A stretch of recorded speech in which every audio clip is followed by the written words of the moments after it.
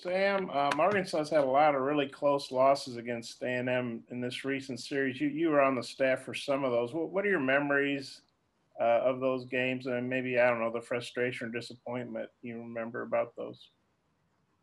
Well, I just remember the last two. I mean, I remember when Johnny Manziel came in here and he was running all over the place, and then we sent it to Dallas, and I remember the two games. I think both of them went into overtime, if I'm correct, or I think we were ahead most of the game in both those and then got beat late. I believe it was both in overtime, but it was a great atmosphere in Mr. Jones's stadium, and I've been to College Station before, but it's been a while, so I know they have a great place over there. But just remember the disappointment of losing those two close games. Scotty? Hey, Coach, aside from maybe getting some guys healthy last week, what's something you came out of the open week, pleased that you guys were able to get done? I just thought we had really good mental work, mental preparation on A&M, on our game plan, on what we're going to try to get accomplished. I really like the plan on all three sides of the ball and all three different areas of the game, and went back and reviewed it again, and I'm real happy with the plan that we have, and we'll just have to. We're going to start a regular week here now, and have a Monday practice and those things. So we'll see it a little bit more in action with some pads on today. Tom? What kind of characteristics do you see out of Texas A&M that maybe, and how often do you guys butt heads with them in recruiting as well? Well, location-wise, A&M would recruit a lot of the same players that we do, or vice versa, however you want to say it. Obviously, they have great facilities and a very fine football staff, and so we had to recruit against them, obviously, quite often. And they're a physical football team on both sides of the ball. They're an SEC football team on the offensive and defensive lines. Very big, very powerful, fast. Have a lot of returning starters on the offensive side of the ball on the O-line. And they've got a great back in Spiller, who is also a very physical guy. When you look at him and watch him play, you see a big, physical SEC-type football team. Hutch?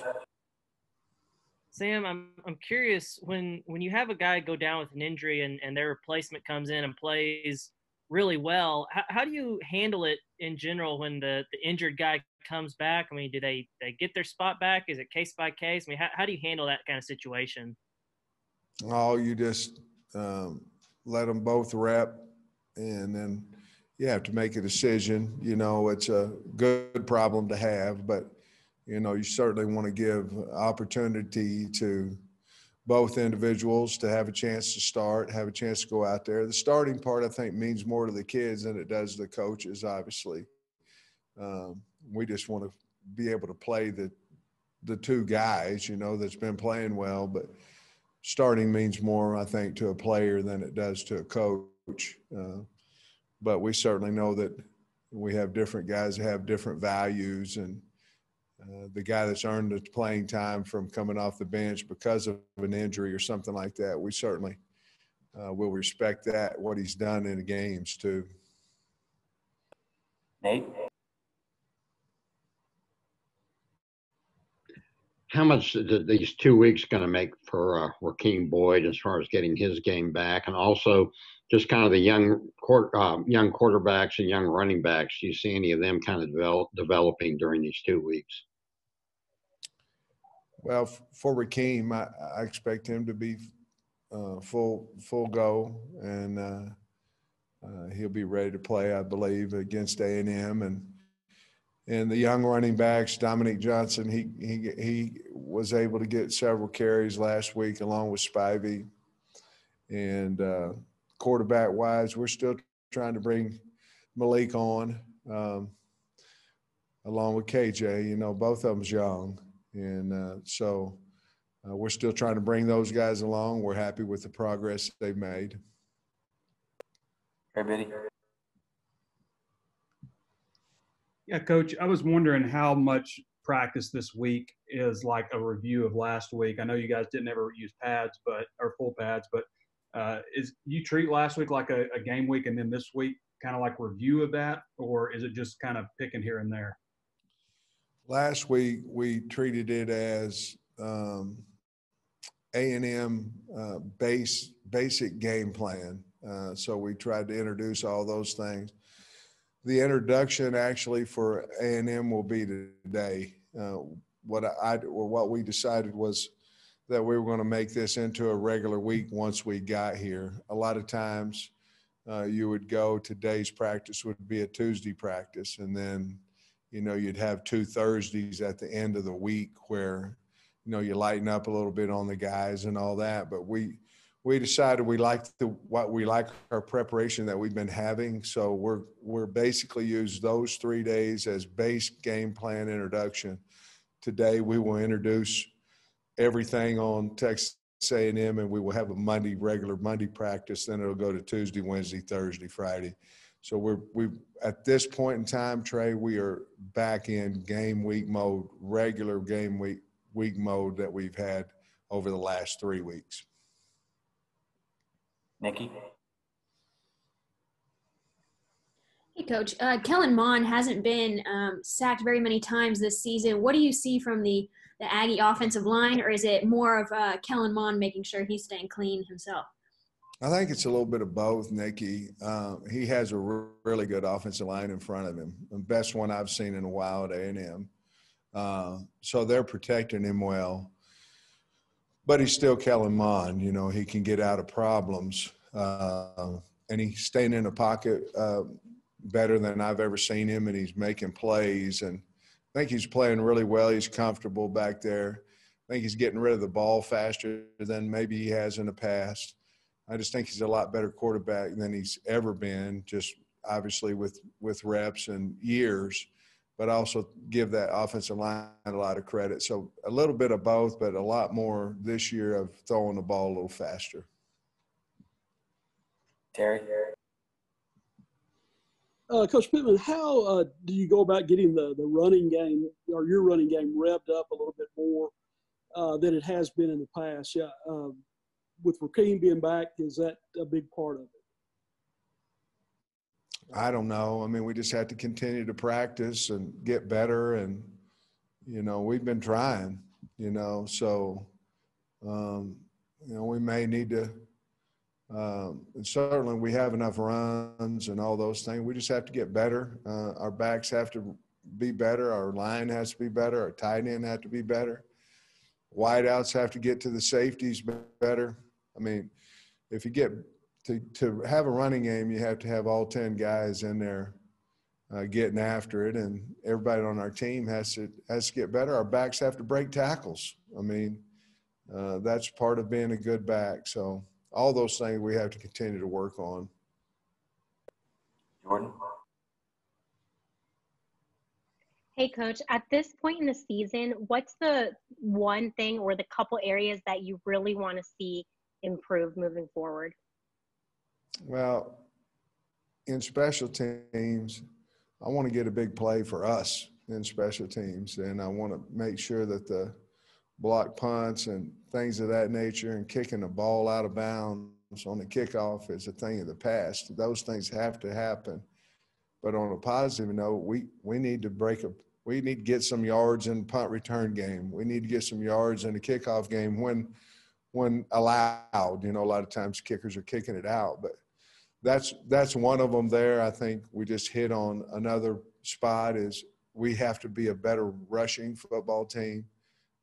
And on defense, you know, when people get big on us, we have to be able to stop the run whenever we want to.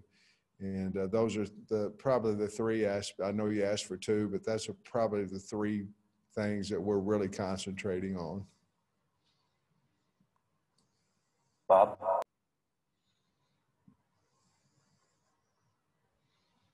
Hey, Sam, Colleen Jackson tweeted a couple days ago, surgery went great. See y'all next year. So my keen reporting instincts tell me he probably had surgery. Could you fill us in on his situation? Well, you haven't seen him, so obviously he's been hurt. He had some surgery. He's going to be fine. It is a season-ending surgery, but he's fine. He's doing well, and so we're happy for that. Tom? Last we saw Texas A&M, there was a huge crowd at Kyle Field for that Florida game. I'm wondering, what are you expecting going in there? Are you guys going to work inside some this week and crank up the volume? We expect at least 50,000 people probably, and we are cranking up the volume, and we are going inside today. As far as past that, I don't know, but we can still crank up the volume outside as well. But we're going to go inside today and crank it up. Trey Biddy? Yeah, Coach, I was just curious about the overall health of the team. How do you think things went during the bye, and you think you'll be as healthy as you've been since maybe week 1 or so? We will be. However, I don't know that we're, we still have a couple of guys that are still on the iffy, maybe they'll be ready, but we're certainly, besides the guys that had season-ending injuries, Trey, we're certainly going to be as healthy as we've been since the first game. Tyler? Well, Tom kind of took some of this, but this game has been played in Dallas since 2014. No one on this team has played at College Station, but you've been there. Just what do you tell them going into this game at Kyle Field? That's a neat stadium. It's a huge stadium. Obviously it won't be packed like normally they do down there, but it's a great venue, a great opportunity, and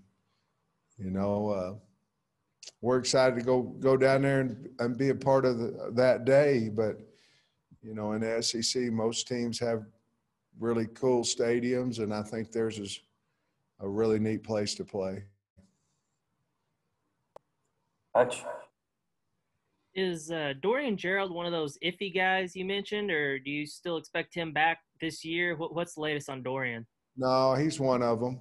He's definitely one of them. Like I said before, I don't know what interview. I had a lot of them last week, but we don't try to lie to y'all about injuries. We don't know. Like Dorian Gerald, I would love to have him back on Saturday, but it's Monday. We'll see how he looks today, but we just don't know. But certainly we hope that we have him back.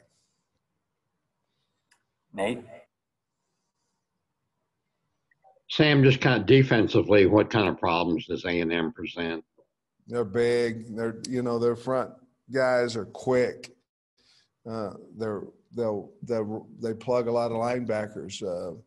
They're not going to sit there and be stagnant. If they think you're a big zone team, they're going to twist on you. If they think you're a gap scheme, then they're going to slant and angle. It just depends on what their game plan coming is, but they're very, very physical, very big, and very aggressive at safeties. Very aggressive. Their safeties are almost like outside, inside linebackers coming down to the ball. So they've got them playing really well and playing with a lot of confidence. You can just feel it watching tape on them, and they've really been doing a good job. But they're a big and physical team that can run. Bob? Sam, you guys have a lot of players, key players from Texas on both sides of the ball that are playing pretty well. What do you think going down to Texas means to those guys? You know, I really don't know. I would assume that it'd be exciting for them, you know, especially if maybe A&M didn't offer them a scholarship or something. I think they'd want, you know, maybe it's like anything, you know, you have something to prove or something of that nature. But I don't know. I would imagine maybe mom and dad can get there a little easier, some things of that nature. Obviously, when your family's in the stands, you tend to play a little bit better, a little harder. Things of those nature. So I think they're probably really looking forward to going down there and playing them. Tom? Sam, as you've heard from fans in your previous stint here and since you've come back, where does the A&M rivalry rank to you and to them in what you've heard, and also for you? They've won every game since Arkansas, since they've joined the SEC. Your thoughts on that? Well, I think they must have played a lot better than us in every game that they beat us in. I would assume that's probably a pretty good record, 100%. I think that if I was guessing, I'd say A&M's probably 2 in the list of rivalries behind Texas, I would assume. I don't know, but that's kind of the feel you get. And I can't remember the other part of the question. I'm sorry. Oh, I guess for you personally, what this A&M series, how big it is for you? It's not. I mean, I wish I could say something different, but it's not any different than playing whomever else we play in the SEC. To me, we're trying to win the football game, and doesn't matter the team. Would I feel better if we beat A&M versus Ole Miss? Not at all. I hate to say that, but I'm just trying to get our team ready to win every one of them, get them prepared as well as we possibly can. But A&M's got a good team, so it would be fun if we did win, you know, but it's kind of another game, honestly. Sam, you mentioned last week being able to kind of move the guys around in the secondary to get your best 5 out there. Is Jerry Jacobs, if you got Monteric Brown healthy and obviously Hudson Clark, is Jerry Jacobs a guy that is versatile enough to play, you know, different spots in the secondary? Well, he certainly would be. Jerry Jacobs is opted out, so he's no longer on the football team. Last one, Trey Biddy. Yeah, Coach. It seems like half these games you guys have played have some kind of personal relationship, whether it's you and Kirby or Felipe, Florida, Barry, and Missouri.